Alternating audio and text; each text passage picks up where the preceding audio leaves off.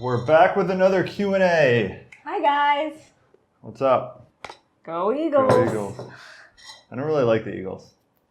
No one asked. If you guys are new around here, I'm Matt. This is Mega. And we run a food blog, a ketogenic food blog. Food blog, YouTube channel. Working on a cookbook. ketoconnect.net. Check it out. So let's get to the questions. .com was available, but I didn't feel like paying the extra $3 a month. And now he screwed us forever. Bad decision.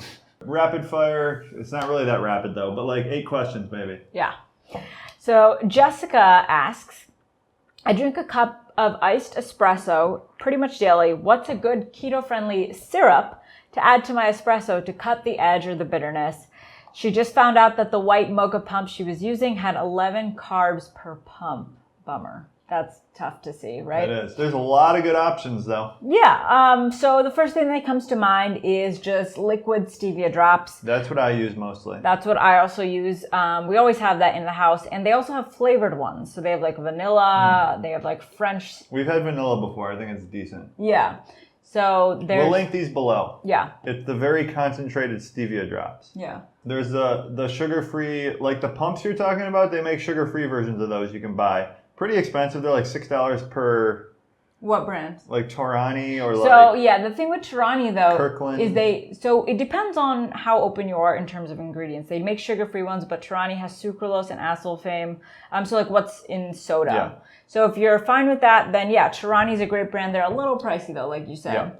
Yeah. There's also the grocery brand of sugar-free syrups, but, again, they have ingredients that you may not be okay with. Yeah, sucralose. I'm okay with it, though. But yeah, a lot of people are very against sucralose. So just do your own research, come to your own conclusions on that. But as far as it affecting your keto diet, should be fine. Yeah. It's more of like what kind of ingredients you want to eat. Heather, plant protein powders versus whey. I love organic protein powder and the price. I also try and stay away from soy. Okay. So she wants plant protein that is not soy and how it compares to whey. So the deal is with the plant-based proteins, you're not really getting the full amino acid profile you would with whey protein. Whey protein is awesome because it's the highest usable protein by your body, whey isolate. So like it's even higher than eggs, higher than chicken breast. If you get 25 grams of whey protein, your body is basically absorbing all of that. Whereas opposed with other things a lot less. With vegan protein powder is going to be significantly less. Mm-hmm. There's a lot of good reasons to use vegan protein powders too. Like if your body doesn't handle whey protein very well or dairy. The sources of plant-based protein I like to get is like pea protein, rice protein. I think even pumpkin protein is in the mix that I have.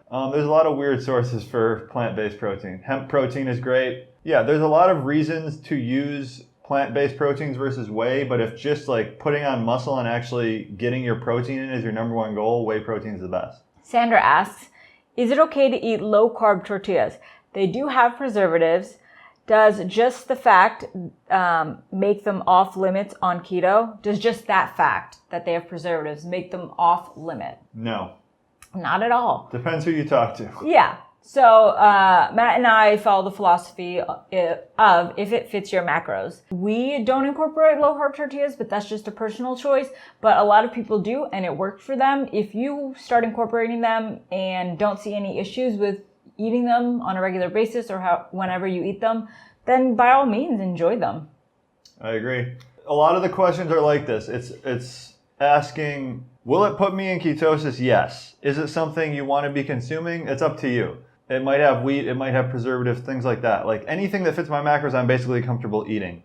I don't stress out over wheat, gluten, soy, any of those things. Especially if you're thinking about the amount that is actually in there. Like if it's 3 grams of net carbs per tortilla, how much wheat and gluten do you think can actually be in that? It's very small. So for me, I'm eating them all day. Not a big deal to me. I don't eat them just because I'd rather get my carbs from vegetables and stuff. It's your call. If it makes you stick to the diet, definitely eat them. Yeah, and if you notice intolerance or anything, just cut them out. You'll know where the issue lies if you do start eating them. Adam. My best friend's name's Adam. Is he my best friend? I thought I was. You're my best friend. My best friend's name's Mega. So Adam asks, how do you guys feel on intermittent fasting with the keto diet? I do an 18-hour fast every day, and just eat all my macros in one meal. So that's a 6-hour meal then. And it's tough because we made videos a year ago where I was like super into intermittent fasting. Just lately, I've stopped doing it completely. I wake up, I eat at like 7 p.m. So I'm only getting probably a 12-hour fast in overnight. And for me right now, that's working. I think a lot of it might just have to do with switching up what I'm giving my body because I did intermittent fasting for so long, for like 6 years straight. But the thing with intermittent fasting and meal timing and everything, there's no like inherent benefits to intermittent fasting, really. There's some benefits that come along with a 16-hour fast. The main benefits that come along with intermittent fasting is just easier calorie restriction. Yeah. So everything with meal timing for me is just like what works best for you, what allows you to comfortably eat the right amount of calories. And right now for me, it's eating like 5 meals a day, bodybuilder style. That's what's working for me. But if intermittent fasting, 1 meal a day is working for you, keep doing that. Personally, I've never been a big proponent of intermittent fasting. I tried it because Matt was into it, but like I always questioned him doing it because I was like, I know who you are. I know we enjoy eating. Like it felt really forced for me. And then when I was doing like all of my calories in 4, 5, 6 hour window, I also noticed a lot of bloating and just discomfort because I was eating like 1,500 calories. That's a lot for me in one sitting or, a short period. So I like to always spread my meals out, and it just, it wasn't something that was intuitive for me. So I haven't noticed like negative effects from not doing it. And I've tried it. So I think trying it out, figuring out what works for you is always the best way to go when it comes to something that's not like a mandatory thing, like fasting, There's very few mandatory things that you shouldn't experiment with yourself. Like basically with keto, eating under 20 grams of net carbs at the start, and then eating higher fat than normal. Rob asks, is there a simpler way to do this? Calculating my macros for my body is easy. Counting them for every meal is hard. I don't think in terms of grams. I also don't do elaborate recipes. Can you help me make a simpler set of examples in some simple breakfast, lunch, and dinner daily menus? Keto for Dummies. So we actually get this question a lot via email. Yeah. People just find it like frustrating and demanding to count. They want an easy way to do it. I tell them that you don't have to think in grams. Like having a tracker, like we use the free version of MyFitnessPal, automatically does that for you. All you do is input your food that you're eating, and it'll give you the grams at the bottom so you can see where you are on a daily basis. And so you don't have to like really even be thinking about it. Just be like, oh, I ate 4 ounces of chicken thighs.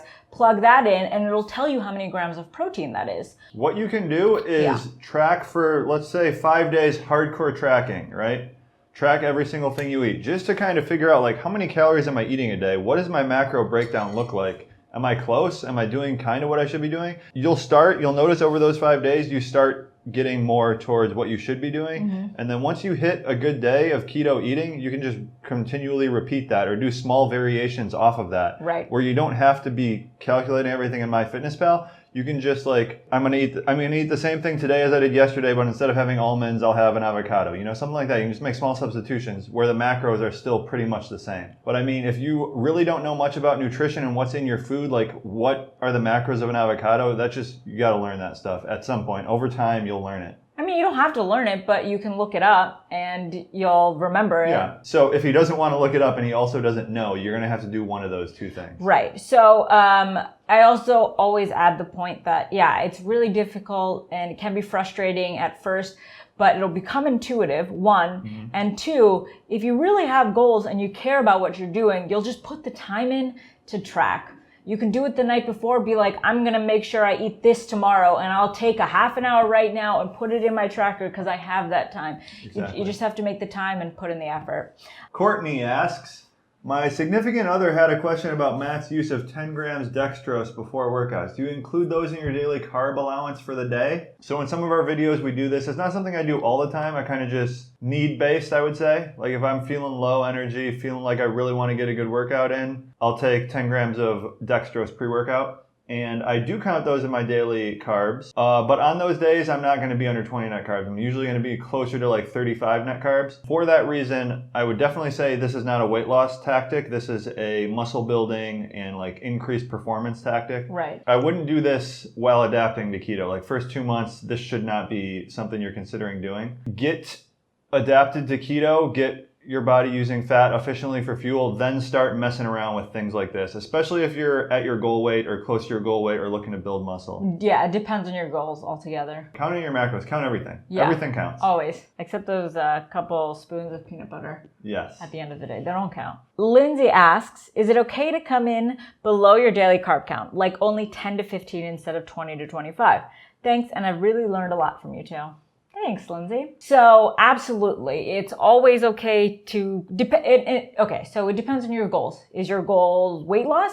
Then absolutely, it's always fine to come in below your macros. If you're not hungry, if you don't feel those macros, that's totally fine. You don't have to hit your carbs. We always talk about protein being a goal. Hitting your protein is pretty essential, but when it comes to carbs, I've hit days that I've only had 5 grams of carbs or 6 or 7. Like, that is totally fine. And the lower the carb, the better, right? Sometimes? Yeah, I'd say the lower the carb, generally just the less hungry you'll be. A lot of people will do 0 carb just to get over cravings and stuff like that, which seems to be a good tactic. 20 net carbs is like the upper limit of what you should be hitting. Anything under that's totally fine. Right, you don't have to. That is Ask Casey. Thanks for sending your questions our way. We'll see you next time. Follow us on Facebook if you want to get in on these. We're going to be posting these maybe once every 2 weeks, and then we'll just go through all the I questions. feel like once a week we could do. We could. Yeah. We could do once a week. We could do once a week. We'll see you once every week. So follow us on Facebook, guys, if you want to get in on these. Thanks for joining us. ketoconnect.net. And if you're not a fan, become an Eagles fan before next time. Become a University of Michigan football fan. Go Eagles! Go Blue!